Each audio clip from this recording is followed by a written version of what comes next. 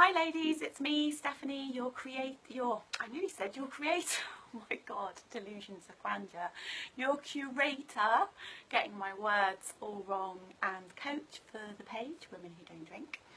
Our little group is growing. I'm aware there's lots of ladies waiting to come in, but I do quite a lot of checking. Obviously I want to minimise the number of fake accounts in our group. Anyway, I hope you're all okay. We've done our second 7-day alcohol-free challenge, and it seems like a lot of you got a lot out of that, which is great. So we will be running those regularly, which is very exciting. You know, because one of the big purposes of this group is to give people a taste of an alcohol-free life, encourage them to take a break, reduce, you know, have as many alcohol-free days as possible, and live a happy, healthy life. So that's great.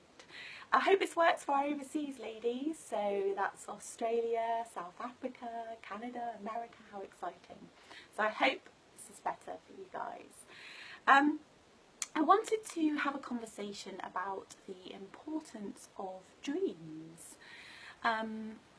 So something that comes up quite a lot when I'm working with people, and you know, obviously we're working with a lot of past stuff, and that's great, and we need to sort that out. But then we start talking about your future and what you want, and what do you want in your future. And I'm not saying for 1 minute that we can't just, like with a shopping list, pick and choose exactly how we want our future. Obviously we all know that life doesn't work like that, but it does a little bit. So I'm going to try and explain this without contradicting myself too much. Being in the now, as we know, is really important. You know, all we have is today, and that's not just when we're talking about health. I mean, it's everything, it's life. You know, we don't know what's going to happen tomorrow. All we have is today, and that's great. But it's also useful to have an eye to the future, and the importance of dreaming. You know, dreaming about your future. What do you want in your future? What does it look like? How does it feel when you think about your future? Obviously nice things. We want you to be thinking about nice, positive things and getting nice feelings. So our thoughts create our reality. Hi Lisa, nice to see you. Don't worry, I'm going to do my hair before I go to the wedding. I'm halfway through my hair and makeup.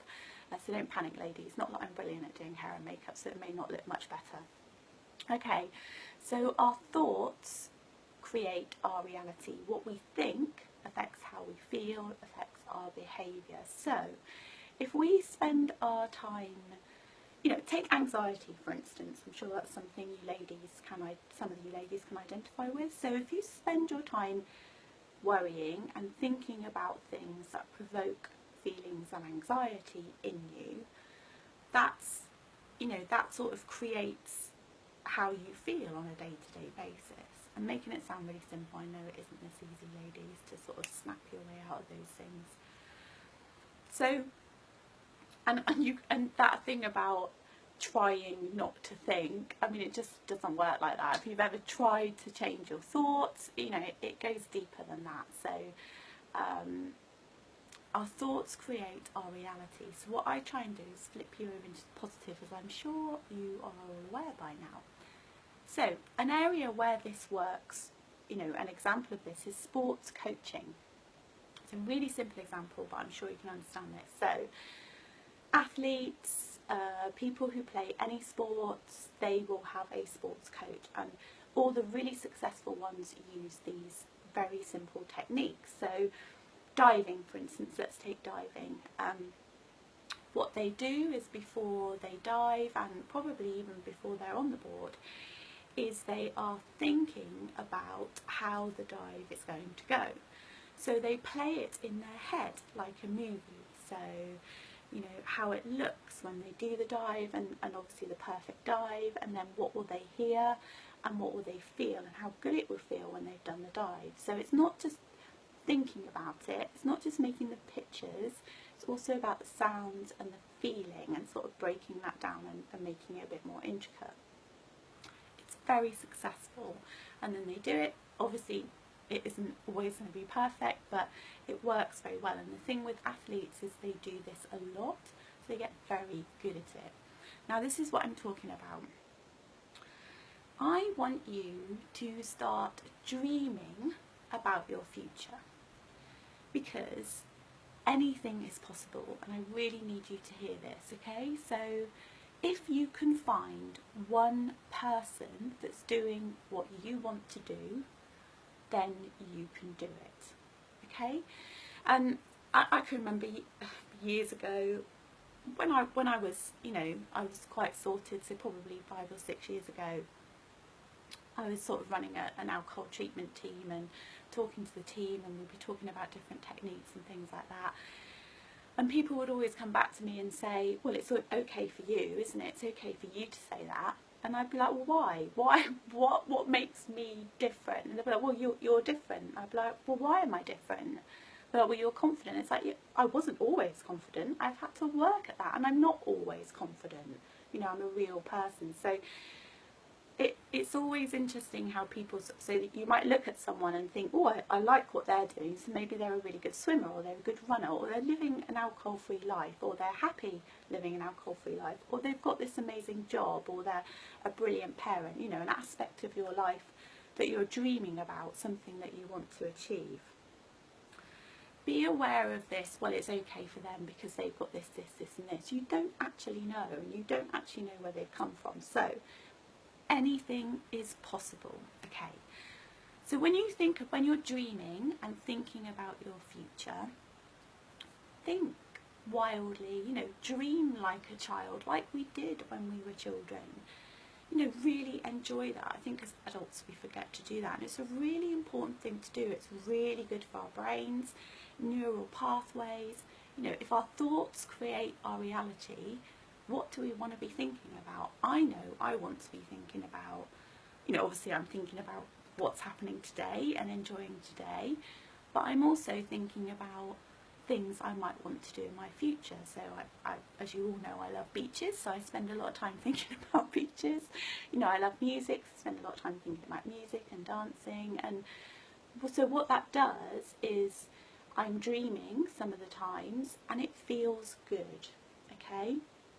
So I'm in the now, but I've got an eye to my future. Now, a really good way of doing this that's fun, if you fancy having a little project, is creating a vision board. Now, some of you might have heard about this before. It really is, like, there's lots of ways you can do this. You can, if you're really creative, you can get a big piece of paper and do lots of drawings, you know, do it like a big map. You know, think about if anything is possible, because anything is possible. If anything is possible, what would be in your future? This is supposed to be a fun exercise. Another thing you can do is get pictures out of magazines. Obviously, if you're very digital and techie, you know, I don't know what it's called, but you know the one with the pictures. Pinterest or something, I don't know. I've probably got it completely wrong. You know, collect pictures of things that sort of represent the things that you want in your future, or you can write. If you're a writer, I know we have some lovely writers in this group. You know, write your story. You know, this is your life. So let's get really simple. This is your life. Anything is possible. So dream, and what do you want in your future?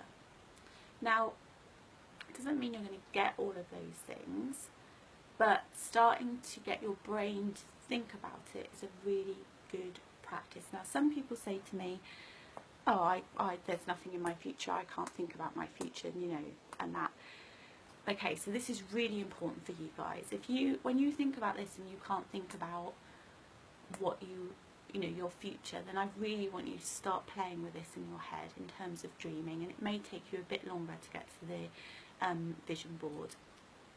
Is just start thinking, what would you like to do, even if it's really simple. You know, would you like to go on holiday next year? I think the first time I did this with someone 11 years ago when I was sorting myself out,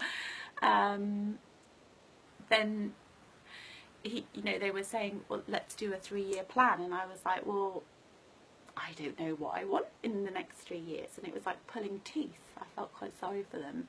You know, but I put really simple things in there. So, simple things like, you know, I wanted to go on holiday. I wanted to take the boys on holiday. There was a promotion that I wanted. There was more training I wanted to do. So it would have to be amazing. And that was like my 3-year thing. And I was like, oh. And then after a while I started thinking about that and it felt good. And then I started working towards it. Really simple. Okay. So I'm going to stop waffling on. I'm sure you've got the point. It's lovely to see you on a Saturday. I love the group. I love how it's growing. I'm loving how supportive and positive you are. And I promise I will get the details about the retreat out on Monday.